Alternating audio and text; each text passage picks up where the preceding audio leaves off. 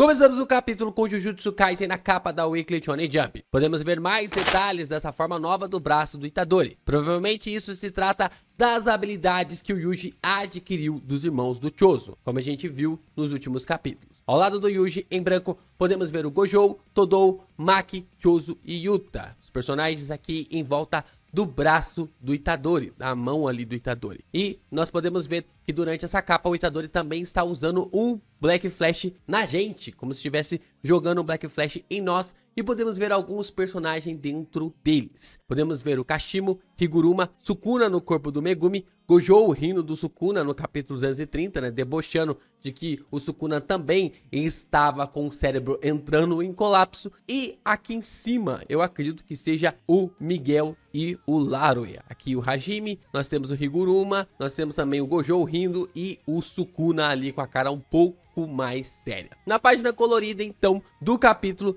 nós temos ali o Yuta e o Sukuna de costa um para o outro, né? De costas um para o outro ali. Sukuna com uma expressão bem séria, sua máscara meio que tipo assim agora está marrom. Parece que o Gege ainda não decidiu qual que é a cor.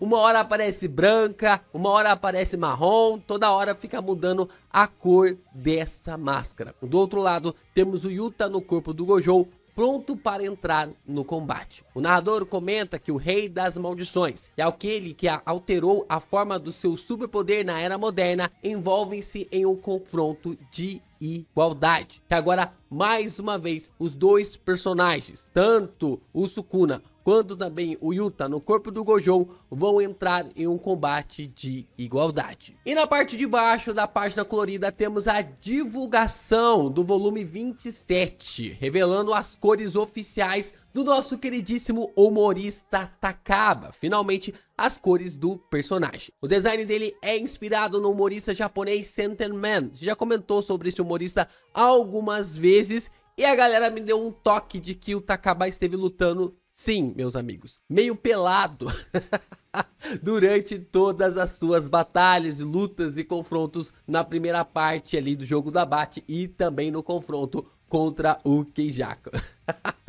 O Takaba é inacreditável mesmo. Yo, Geeks, aqui é o LP e vocês estão no canal do Geek Brasil. Fiquem ligados que esse vídeo contém spoilers do capítulo 262 do mangá de Jujutsu Kaisen. Sim, pessoal, seguimos então aqui para falar sobre a versão completa do mangá de Jujutsu. Não tão grande assim, né? Não tão grande assim, mas presta atenção que tem muita coisa pra gente conversar, muitos detalhes importantes durante esse capítulo 262. Logo depois, é claro, de você deixar o seu like, se inscrever aqui no canal, compartilhar esse vídeo com seus amigos. É muito importante você reagir aos nossos conteúdos para que o YouTube continue a nos entregar pela plataforma. E é claro, você também pode se inscrever no Geek Brasil. Se inscrevendo, a gente vai aparecer aí na sua home. E isso já nos ajuda pra caramba quando você clica. E você também já é ajudado, porque os vídeos de Jujutsu e de outros mangás vão aparecer pra você diretamente na sua home, pra você assistir quando estiver na hora do seu almocinho ou do seu cafezinho da manhã.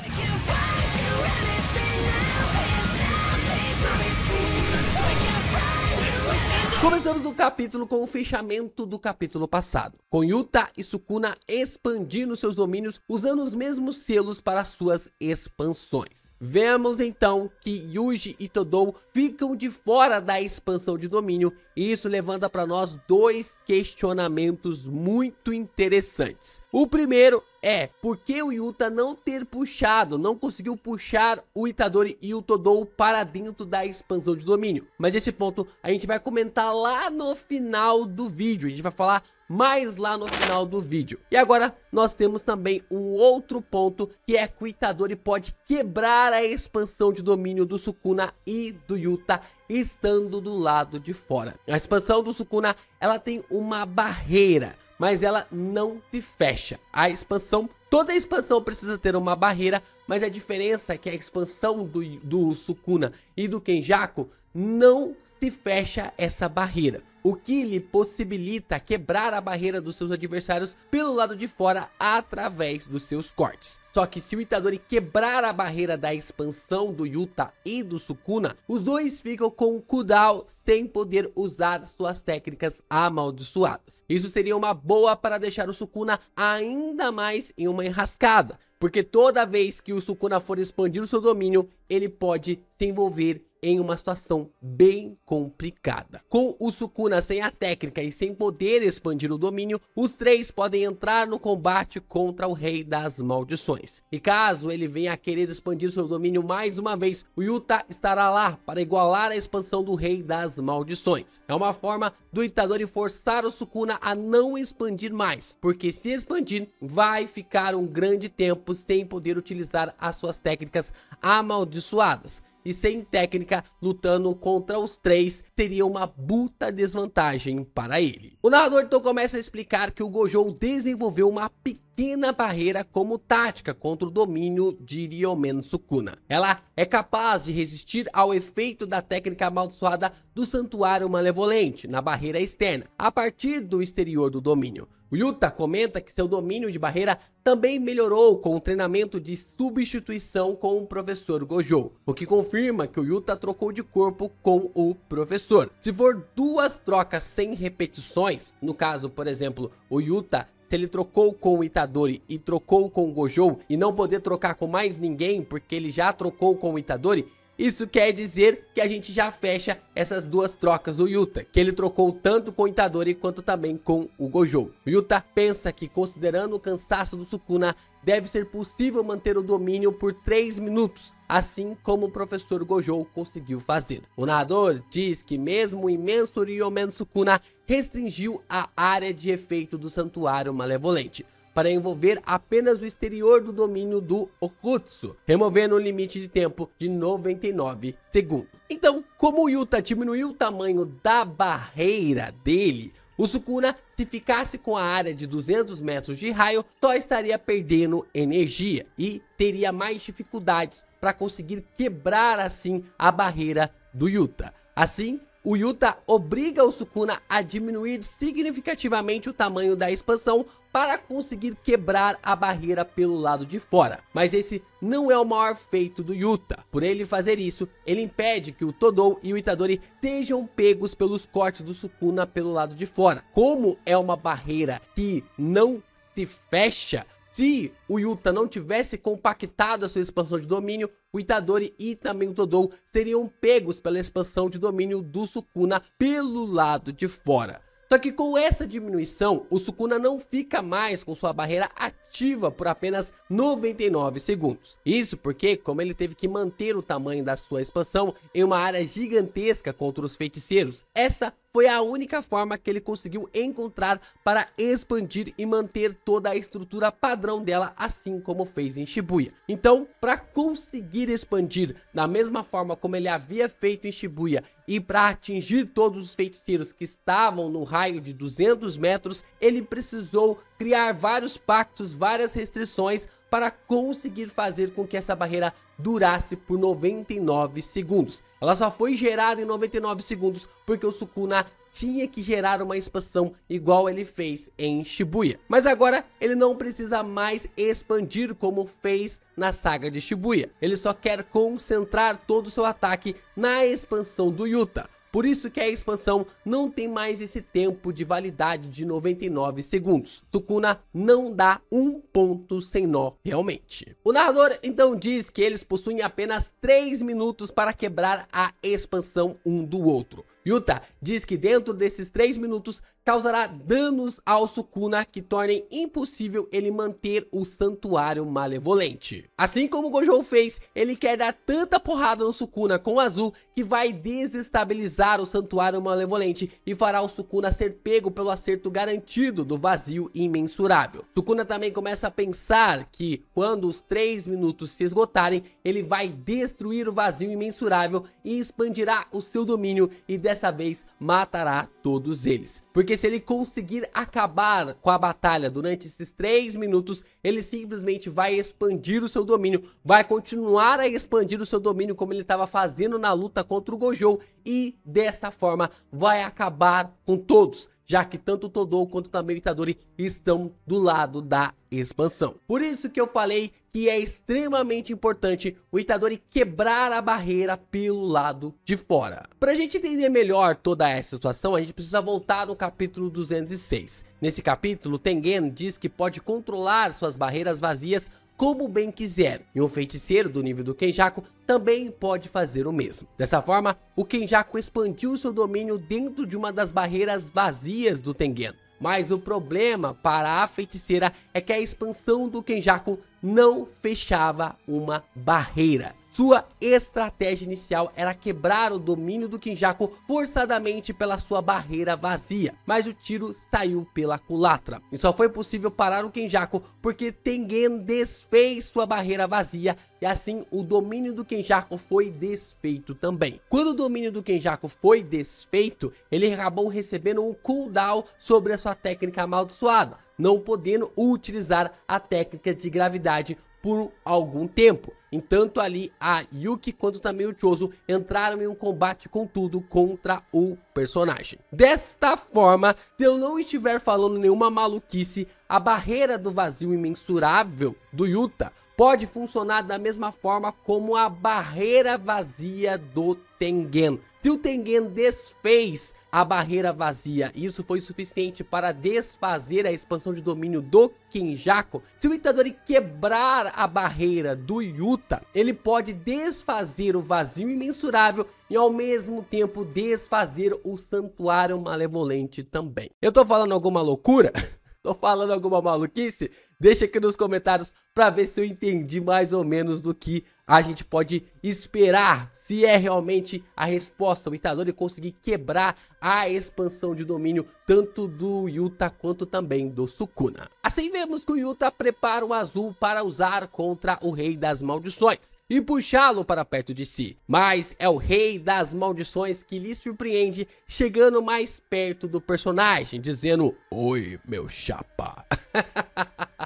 Sukuna sorri e gruda ali o braço direito do Yuta e não deixa ele terminar o azul. A gente pode observar que o Sukuna já tinha visualizado essa técnica, esse golpe de taijutsu, pelo menos umas 2 vezes aí no mangá. Tanto ali no combate contra o Gojo, quanto também no combate contra a Maki. O Yuta, ele fica surpreso com a reação rápida do Sukuna, mas ele não consegue ter a mesma reação rápida do Rei das Maldições. Dessa forma, o Yuta toma 2 murros seguidos na cara. Um com o braço direito do Sukuna e o outro com o murro do braço esquerdo que ele não consegue regenerar. O mais interessante é que esse murro vem ali de uma forma até ali sem o braço. E chega até a ser engraçado a forma como o Sukuna consegue gerar ali esses socos com um braço, com a mão amputada no combate, né? Então, vem a parte mais polêmica do capítulo. Acredito que essa seja a parte que tá deixando todo mundo com o pé atrás. O Yuta diz que o ataque do Sukuna penetrou o infinito e fica surpreso com isso. Isso porque o Rei das Maldições pode usar a amplificação de domínio quando está utilizando a expansão de domínio. O que faz o Sukuna rir, dizendo que o que aconteceu dentro do domínio, onde os corvos não podem entrar, essas informações não podem ser compartilhadas. Será mesmo, Gegekutami? Será que essas informações não podem ser mesmo compartilhadas? Meus amigos, isso criou um grande problemão. Não sei o que aconteceu, não sei qual foi os pensamentos de Gegekutami para isso, mas no guia oficial e no capítulo 91 é dito que a técnica do Kenjaku carrega também as memórias do hospedeiro. Ou seja, era para o Yuta saber disso. Era para o Yuta saber que o Sukuna consegue utilizar a amplificação quando está utilizando a expansão de domínio. Porque o Yuta recebeu as memórias do Gojo. Então não faz sentido ele não ter essa informação. E aí que fica a pergunta, qual vai ser a desculpa que Gege vai criar para arrumar essa bagunça? É claro que nós não temos tantas informações assim sobre a técnica do Kenjaku, mas essa é uma informação que temos do guia oficial, de que o Kenjaku carrega as memórias dos seus receptáculos. Será que Gege vai falar que o Yuta não entendia muito bem da técnica do Kenjaku, por isso não conseguiu acessar todas as memórias do Gojo? Gege vai falar que o Yuta ficou com a parte do cérebro danificada pelo Gojo e por isso essas informações não foram absorvidas ali pelo personagem? Será que o Yuta não consumiu o cérebro do Gojo e por isso também não obteve suas memórias? Ficou meio complicado essa parte aqui, se não for bem explorado nos próximos capítulos, nas próximas informações, pode gerar um butafuro na trama mais uma vez, assim como foi com o Kusakabe defendendo a técnica do Sukuna com o domínio simples, sendo que técnicas só podem ser defendidas com domínio amplificado. Então, tem essas questões que Gege Akutami precisa trabalhar melhor ao lado dos seus editores, e não é a primeira vez que, até então, esses supostos erros acontecem na história. E as coisas para essa situação ainda podem piorar, porque no capítulo 230, o Sukuna ele explica para o Gojo por que esteve utilizando o domínio amplificado. O Sukuna diz o seguinte: enquanto eu não estava usando a amplificação dentro do seu domínio, fiz com que o Fushiguro Megumi se adaptasse a ela usando a técnica das 10 sombras. Por causa disso, não conseguia usar nenhuma técnica além das que foram atribuídas ao meu domínio, mas o esforço valeu a pena. Eu não faço a mínima ideia de como a Mei Mei estava conseguindo transmitir toda aquela luta, toda essa batalha para os demais feiticeiros. Só que é muito difícil pensar que ela não estava transmitindo áudio também.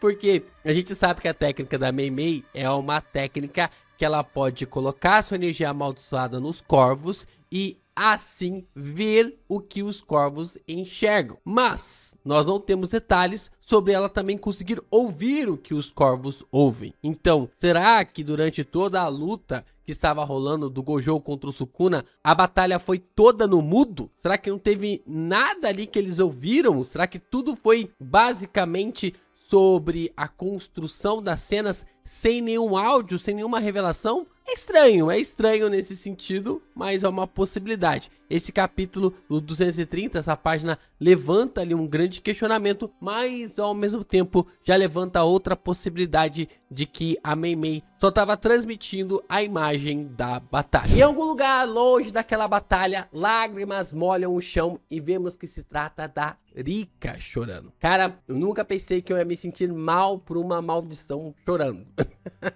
Ver o apego da Rika pelo Yuta é algo realmente muito grandioso. Será que ainda dá pra sair alguma coisa disso? Será que ainda dá tempo de desenvolver a Rika em alguma situação? Porque pra ela, no sentido ali dos dois, o Yuta definitivamente morreu. Isso porque nós vemos a maldição manifestada por completa na última página, chorando horrores, abraçada com o corpo do Yuta. E o garoto está sentado no chão com o corpo totalmente desfalecido. Podemos até ver que a aliança está colocada no braço direito e até mesmo uma marca na cabeça mostrando que o cérebro tinha sido arrancado. E dá pra ver a marca na cabeça do Yuta da forma como o cérebro havia realmente sido retirado. E assim, ela chama pelo Yuta, mas o jovem não lhe responde mais. E é aqui que vem um grande problema também, mais um grande problema para esse capítulo extremamente curto. A Rika não consegue entender que o Yuta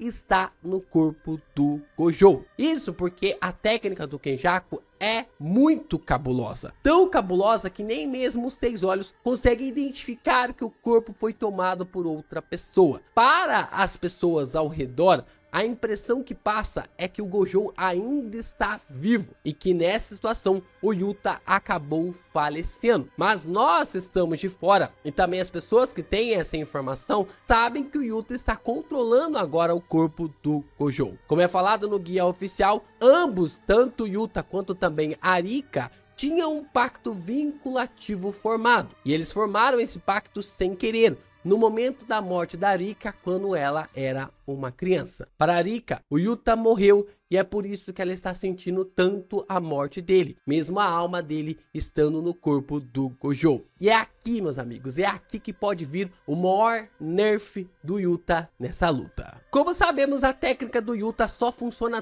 tão bem com ele conseguindo utilizar essa porrada de técnicas copiadas, porque a Rika armazena a grande quantidade de poderes. Essa grande quantidade de poderes, quem armazena é a Rika, e ela funciona quase como se fosse um processador externo. Se ela não conseguisse fazer isso, o cérebro do Yuta simplesmente fritaria. Só que o pacto da Rika com o Yuta foi simplesmente desfeito. Kenjaku explica na luta em Shibuya que quando assumiu o corpo do Getou, todos os pactos que tinha feito com os feiticeiros durante todos esses anos foram desfeitos. O Yuta não pode mais usar a sua técnica de cópia como ele utilizava antes, sendo auxiliado pela Rika. Então, embananou-se tudo. A informação de que a ligação do Yuta com a Rika ser um pacto vem do guia oficial. Então, se o Yuta assumiu um novo corpo, ele perdeu esse pacto com a Rika e logo não pode utilizar mais a técnica de copiar da mesma forma como ele fazia antes. Desta maneira, com esse nerf, nós voltamos ao questionamento do porquê o Yuta